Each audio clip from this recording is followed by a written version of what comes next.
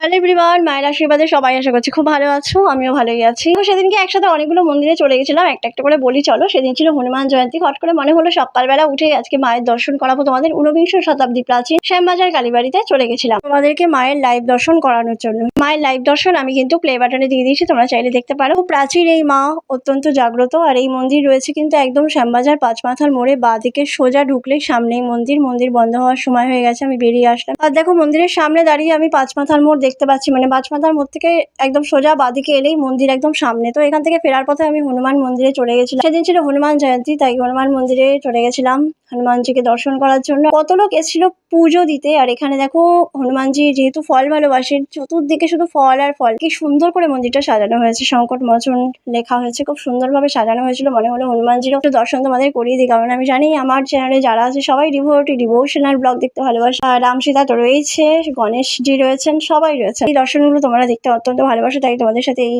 Devotional ব্লগই আমি সবসময় share করে থাকি। প্রচুর মানুষের ভিড় রয়েছে এখানে। এরপরে একটা পাঠ শুরু হবে এখানে বলছিল, মানে মাইকে অ্যানাউন্স হচ্ছিল। হট করেই চলে যাই আমি, এরকম হট করে মা যখন টানেন আমি চলে যাই। সত্যি কথা, আমার কোনো প্ল্যান ছিল না, হট করেই চলে গেলাম। তো যাই হোক, পরপর মন্দিরগুলোতে ঘুরলাম। বিকেলেও নিমতা আদিকালী মন্দিরে গিয়েছিলাম। আর এখানে একটা কথা বলার আছে, মন্দির থেকে বেরিয়ে দেখো বাইরেটা কি সুন্দর সাজানো হয়েছিল। মন্দির থেকে বেরিয়ে আমি তোমাদের দেখাতে চাই, যেদিন আমি এসেছিলাম একটা ব্লগে তোমাদের দেখিয়েছিলাম যে একটা মন্দির আমি খুঁজে পাইনি। এই সেই মন্দির, যেই মন্দির আমি খুঁজে পাইনি। মন্দিরটা এই হনুমানজি মন্দিরের সামনে, সোজা রাস্তা দিয়ে গেলেই একদম একটুখানি গেলেই মন্দিরটা। সেই মন্দিরটা আমি নিমতা আদিকালী বাড়িতে না গিয়ে এই মন্দিরে আসবো বলে ঠিক করেছিলাম, কিন্তু আমি আসতে পারিনি।